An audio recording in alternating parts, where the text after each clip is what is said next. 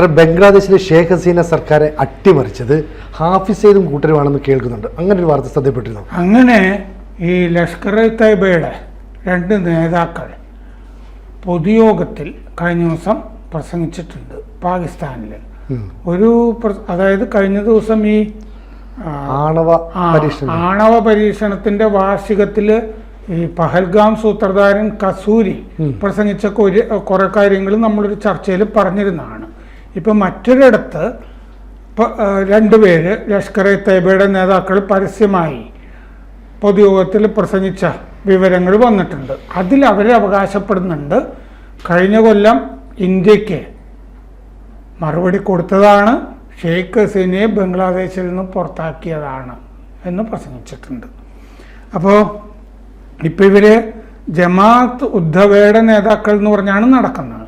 ജമാഅത്ത് ഉദ്ധവ എന്ന് പറഞ്ഞാൽ ലഷ്കർ ഇ തയ്ബയെ നിരോധിച്ചപ്പോൾ അവരൊരു ജീവകാരുണ്യ പ്രസ്ഥാനം ഉണ്ടാക്കി. അതാണ് ജമാഅത്ത് ഉദ്ധവ.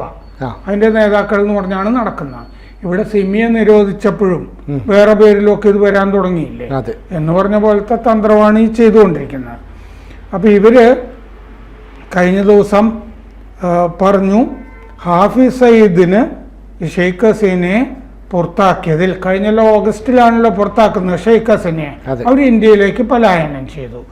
ഹാഫിസ് സയ്യിദിന് പുറത്താക്കിയതിൽ പങ്കുണ്ട് ഹാഫിസ് സയ്യിദിന് എന്ന് പ്രസംഗിക്കുന്നു. സൈഫുള്ള കസീരയും മുസമ്മിൽ ഹഷ്മിയും ആണ് ഇങ്ങനെ പ്രസംഗിച്ചത്. ഐക്യരാഷ്ട്രസഭയുടെ ഭീകരന്മാരുടെ പട്ടികയിലുള്ള ആളാണ് ഈ മുസമ്മിൽ ഹഷ്മി എന്ന് പറഞ്ഞ ആള്. ഇവരൊക്കെ നേരത്തെ മുംബൈ ഭീകരാക്രമണമൊക്കെ ആയിട്ട് ബന്ധപ്പെട്ട ആളാണ്. പിന്നെ IC-184 ഇന്ത്യൻ എയർലൈൻസ് വിമാനം കാണ്ഡഹാറിലേക്ക് തട്ടിക്കൊണ്ടുപോയില്ലേ, അങ്ങനെയല്ലേ ഈ ഹാഫിസ് സയ്യിദിനെ ഇന്ത്യയുടെ ജയിലിൽ നിന്ന് മോചിപ്പിക്കേണ്ടി വരുന്നത്. അപ്പോൾ അതിൽപ്പെട്ട ആളുകളാണ്. കസൂരി കഴിഞ്ഞ ദിവസം പ്രസംഗിച്ചത് എന്താന്ന് വെച്ചാൽ, എനിക്ക് 4 വയസ്സുള്ളപ്പോഴാണ് 1971 പാകിസ്ഥാൻ അംഗവിഹീനമായത്. എന്ന് പറഞ്ഞാൽ വെട്ടിമുറിച്ചിട്ടാണല്ലോ ബംഗ്ലാദേശ് ഉണ്ടാകുന്നത്, അംഗവിഹീനമായത്. അന്നത്തെ ഇന്ത്യയുടെ പ്രധാനമന്ത്രി ഇന്ദിരാഗാന്ധി ഖലീദിൽ ദുരാഷ്ട്രവാദത്തെ മുക്കിക്കൊന്നു. ഖലീദ് എന്ന് പറഞ്ഞാൽ ബംഗാൾ ഉൾക്കടൽ. അന്നത്തെ പ്രധാനമന്ത്രി ഇന്ദിരാഗാന്ധി ബംഗാൾ ഉൾക്കടലിൽ ദുരാഷ്ട്രവാദത്തെ മുക്കിക്കൊന്നു. ദുരാഷ്ട്രവാദം എന്ന് പറഞ്ഞാൽ ഇന്ത്യയും പാകിസ്ഥാനും 2 രാജ്യങ്ങൾ തന്നെ ആകണം എന്നുള്ള നമ്മുടെ സ്വാതന്ത്ര്യത്തിന് മുമ്പുള്ള ജിന്നയുടെയൊക്കെ വാദം അതാണ്. അത് അന്നത്തെ കമ്മ്യൂണിസ്റ്റ് പാർട്ടി അനുകൂലിച്ചിരുന്നു. മെയ് 10-ാം തീയതി നാം 1971 പകരം വീട്ടി. ഇതാണ് കസൂരിയുടെ പ്രസംഗത്തിൽ പറയുന്നത്. മെയ് 10 നാം പകരം വീട്ടി എന്ന് പറഞ്ഞാൽ അയാൾ എന്താണ് ഉദ്ദേശിച്ചത്? യുദ്ധം ജയിച്ചു എന്നോ? അപ്പൊ പിന്നെ ഈ മയ്യത്ത് നമസ്കാരം മുഴുവൻ അയാളുടെ കേന്ദ്രമായിട്ടുള്ള മുരിദ്കയിൽ നടത്തിയതോ? അതെ, അത് മാത്രമല്ല ഈ ഷഹബാസ് ഷെരീഫും ഈ അസീം മുനീറൂടെ അസർബൈജാനിൽ ചെന്നപ്പോൾ പറഞ്ഞില്ലേ, ഞങ്ങൾ രാവിലെ പ്രാർത്ഥനയൊക്കെ കഴിഞ്ഞിട്ട് അറ്റാക്ക് ചെയ്യാനായിട്ട് ശ്രമിക്കുന്നു, അപ്പോഴേക്കും ബ്രഹ്മോസ് എല്ലാം തകർത്തു. അപ്പൊ പിന്നെ ഇതിനകത്ത് എന്തിനും അതെ, നേരത്തെ നമ്മളെ വിളിച്ച് സംസാരിച്ചിരുന്നെങ്കിലേ ഞങ്ങൾ ആദ്യമായി കേട്ടോ, അത് നിങ്ങൾ മതി. അല്ല, അവര് സൈനിക മേധാവിയൊക്കെ രാത്രിയിൽ പുലർച്ചെ പോയി പ്രാർത്ഥിച്ചു, കാരണം ഞങ്ങൾക്ക് കുറെ അധികം മിസൈൽ തരണേന്ന്. പക്ഷെ ഇന്ത്യ അവരുടെ നെഞ്ചത്തേക്ക് മിസൈൽ കൊടുത്തു എന്നുള്ളത് മാത്രമേ ഉള്ളൂ. കാരണം പടച്ചവനോട് പ്രാർത്ഥിച്ചു, കൊടുത്തു. പക്ഷെ സ്പെസിഫൈ ചെയ്യാൻ പറഞ്ഞു ഒരു പ്രാർത്ഥനയിലെ, കൃത്യമാക്കാൻ പറഞ്ഞു എങ്ങനെയാണ് കുറെ മിസൈല് തരണേ, അത് ഇന്ത്യ അവരുടെ നെഞ്ചത്തേക്ക് കൊടുത്തു. അതെ, ഇങ്ങനെ നമ്മുടെ കുറെ പ്രാർത്ഥനകളിൽ സംഭവിച്ചതായിട്ട് ആളുകൾ പറയാറുണ്ട്. എന്നോട് വളരെ മുമ്പ് എൻ്റെ നാട്ടിലെ ഒരു ഗായകൻ, അദ്ദേഹം RLV കോളേജിൽ സംഗീതം പഠിക്കുന്നുണ്ടായിരുന്നു. അപ്പോൾ തൃപ്പൂണിത്തുറയിലെ RLV കോളേജ് ഉണ്ടല്ലോ. അപ്പോൾ അദ്ദേഹം പറഞ്ഞു, അദ്ദേഹത്തിന്റെ പേര് ഞാൻ പറയുന്നില്ല, അദ്ദേഹം പൂർണ്ണത്രേശ്വര ക്ഷേത്രത്തിൽ പോയിട്ട് എനിക്ക് ടോപ്പ് തരണേ എന്ന് പ്രാർത്ഥിച്ചു. എന്ന് പറഞ്ഞാൽ ശബ്ദം പുള്ളിക്ക് ഒച്ചത്തില് പാടാൻ പറ്റുന്നില്ല, മുകൾ സ്ഥായിലേക്ക് ശബ്ദം പോകുന്നില്ല. പുള്ളി അത് പ്രാർത്ഥിച്ചിട്ട് ക്ഷേത്രത്തിന് പ്രദക്ഷിണം വെക്കുമ്പോ ഒരു പേനയുടെ ടോപ്പ് കിട്ടിയെന്ന് എന്ന് പറഞ്ഞതുപോലുള്ള കഥയാണിത്. മിസൈൽ തരണമെന്ന് നമ്മൾ നേരത്തെ കൊടുത്തു. അപ്പോൾ അങ്ങനെ അലഹാബാദ് ഈ ലാഹോറിലെ റഹിം യാർ ഖാനിലെ അലഹാബാദിൽ ആണ് ഈ പ്രസംഗം നടത്തിയത്. അലഹാബാദ് എന്ന് പറഞ്ഞൊരു സ്ഥലം അവിടെ ഉണ്ട്. അവിടെ ആശുപത്രിയും പുതിയൊരു കേന്ദ്രവും ജിഹാദ് കേന്ദ്രവും ഒക്കെ പണിയുന്ന ഇയാൾ കഴിഞ്ഞ ദിവസം പ്രസംഗിക്കുകയും ചെയ്തിരുന്നു.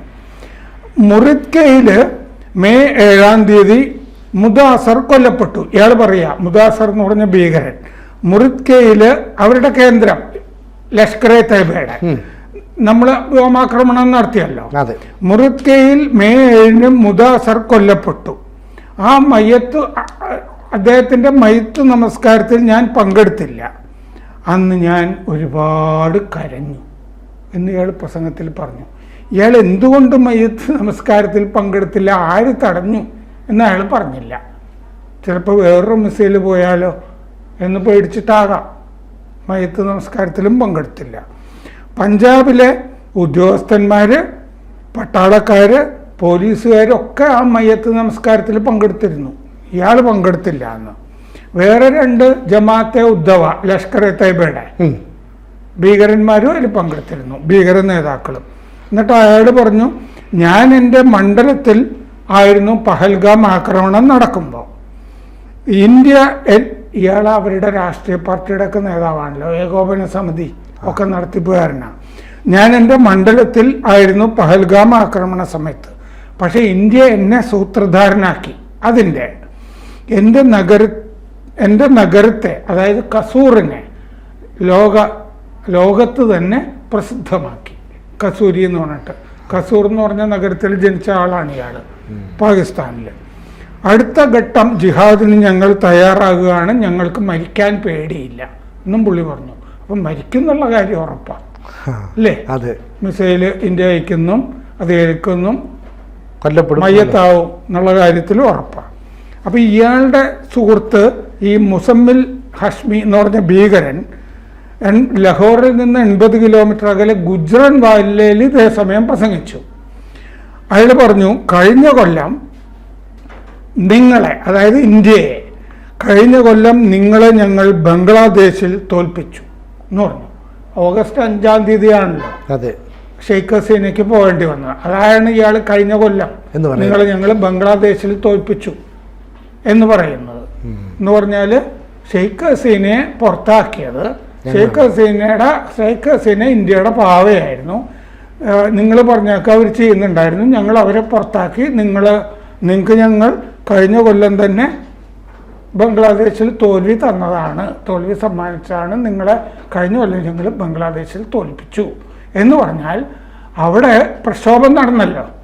ജമാഅത്തെ ഇസ്ലാമിയുടെ നേതൃത്വത്തിൽ, ബംഗ്ലാദേശ് നാഷണൽ പാർട്ടിയുടെ നേതൃത്വത്തിൽ, പിന്നെ എന്തൊരു ഛാത്ര ശിബിർ അല്ലേ, ഇവരുടെ ജമാഅത്തെ ഇസ്ലാമിയുടെ വിദ്യാർത്ഥി പ്രസ്ഥാനം, അവരെല്ലാവരും കൂടി. അപ്പോൾ യഥാർത്ഥത്തിൽ അതിൻ്റെ ആളുകൾ എന്നൊക്കെ പറഞ്ഞ് പങ്കെടുത്തതൊക്കെ ലഷ്കർ-എ തയ്യബയുടെ പ്രവർത്തകരും ഭീകരന്മാരും ഒക്കെയാണ്. ആ ലഷ്കർ-എ തയ്യബയ്ക്ക് ഈ അസിം മുനീർ അയച്ചു കൊടുത്ത ലഷ്കർ-എ തയ്യബക്കാര് അവരാണ് ബംഗ്ലാദേശിൽ ഈ അട്ടിമറി നടത്തിയത്. ഇതാണ് അവര് ഇപ്പോൾ ഭീകരന്മാർ വെളിപ്പെടുത്തിയിരിക്കുന്നത്. സർസ്, ഇപ്പം ശരിക്കും പറഞ്ഞാൽ ഇത്തരത്തിൽ ഇവരൊരു നിലപാട് പ്രഖ്യാപിക്കുമ്പോൾ അപ്പോൾ ഷെയ്ഖ് ഹസീന ഭരണകൂടം പുറത്തു പോകണമെന്നുള്ള ആവശ്യം ഒരുപക്ഷെ അമേരിക്കയ്ക്കാണെന്ന് നമ്മൾ നേരത്തെ പറഞ്ഞിരുന്നു, ഇപ്പോൾ ഈ സെൻറ്റ് മാർട്ടിൻ ഐലൻഡും ഒക്കെ ആയിട്ട് ബന്ധപ്പെട്ട്. അപ്പോൾ ഈ ഭീകര സംഘടനകൾക്ക് അമേരിക്കയുടെ ഒരു പിന്തുണ ഉണ്ടാവില്ലേ? സാമ്പത്തികപരമായിട്ട് ആയുധങ്ങൾ നൽകി അങ്ങനെയൊക്കെ ഒരു സഹായം ചെയ്യില്ലേ? കാരണം ഒരു കലാപം ഉണ്ടാകുമ്പോൾ വിദ്യാർത്ഥികൾ തെരുവിലേക്ക് ഇറങ്ങുന്നു, മൊത്തം നശിപ്പിക്കുന്നു, കുറേ ജനങ്ങൾ പ്രശ്നം ഉണ്ടാക്കും. ഇപ്പോൾ സാറ് പറയുന്ന പോലെ ഇത് ഭീകരവാദികളാണെങ്കിൽ അവർക്കൊന്നും നോക്കാനില്ല, അവർ തച്ച് തകർക്കുക എന്നുള്ളതല്ലേ. അപ്പോൾ അമേരിക്കയുടെ ഒരു റോൾ ഇതിൻ്റെ പിന്നിലില്ലേ കാണാതെ? അമേരിക്ക പല കാലത്തും ഭീകരന്മാരെയൊക്കെ പല സ്ഥലത്തും ഉപയോഗിച്ചിട്ടില്ലേ? അഫ്ഗാനിസ്ഥാൻ പോലെയുള്ള സ്ഥലങ്ങളിലൊക്കെ ഉപയോഗിച്ചിട്ടില്ലേ? അതുപോലെ പാകിസ്ഥാന്റെ കൂടെ ആയിരുന്നല്ലോ അമേരിക്ക കുറെ കാലം. 1971 യുദ്ധകാലത്ത് പാകിസ്ഥാന്റെ കൂടെയല്ലേ? റിച്ചാർഡ് നിക്സൺ ആണ് പ്രസിഡന്റ്, കിസിഞ്ചറാണ് അവിടുത്തെ അന്നത്തെ സുരക്ഷാ ഉപദേഷ്ടാവ്. അപ്പൊ കിസിഞ്ചറും നിക്സണും അന്ന് പാകിസ്ഥാന്റെ കൂടെയായിരുന്നു. പാകിസ്ഥാന് വിമാനങ്ങൾ ജോർദാൻ വഴി, ഇറാൻ വഴിയൊക്കെ വിമാനങ്ങൾ കൊടുത്തു അല്ലേ, ആയുധങ്ങൾ കൊടുത്തു. ഇതൊക്കെ നമ്മൾ പലപ്പോഴും ചർച്ച ചെയ്തിട്ടുള്ളതാണ്. അപ്പോൾ ആ സമയത്ത് പിന്നീടും പാകിസ്ഥാനിലെ ഭീകരതയെ അവർ പ്രോത്സാഹിപ്പിച്ചിട്ടുണ്ട്. കാരണം ഇന്ത്യക്കെതിരെ അമേരിക്ക പാകിസ്ഥാൻ ഉപയോഗിച്ച് നിലകൊള്ളുന്ന കാലത്ത് എളുപ്പം കശ്മീരിൽ ആരുടെ കൂടെയായിരുന്നു? പാകിസ്ഥാന്റെ കൂടെ ആയിരുന്നില്ലേ? എല്ലാ കാലത്തും അങ്ങനെയാണ് അമേരിക്ക അങ്ങനെ നിലകൊണ്ടിരുന്നത്. ഇപ്പോഴാണ് കുറച്ച് വ്യത്യാസം വന്നത്. എന്താന്ന് വെച്ചാൽ അവർ കുറെ അനുഭവിച്ചതാണ് അഫ്ഗാനിസ്ഥാനിലും ഒക്കെ. അപ്പോൾ പിന്നെ ഇപ്പൊ രാജ്യാന്തര തലത്തിൽ തന്നെ ഭീകരത മാറുന്ന എപ്പോഴാണ്? അമേരിക്ക സെപ്റ്റംബർ 11 ശേഷമാണ്.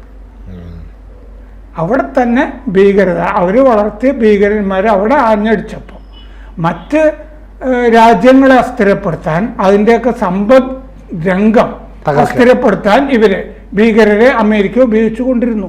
CIA എല്ലായിടത്തും ഇങ്ങനെ ഉപയോഗിച്ചുകൊണ്ടിരുന്നതല്ലേ.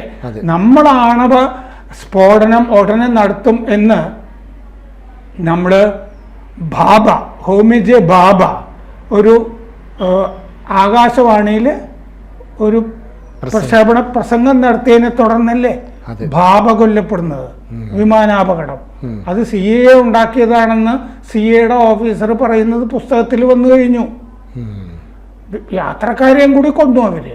കാരണം ഒരാളെ മാത്രം എവിടെയെങ്കിലും കൊന്നു കഴിഞ്ഞാൽ നമ്മുടെ മേൽ വരും.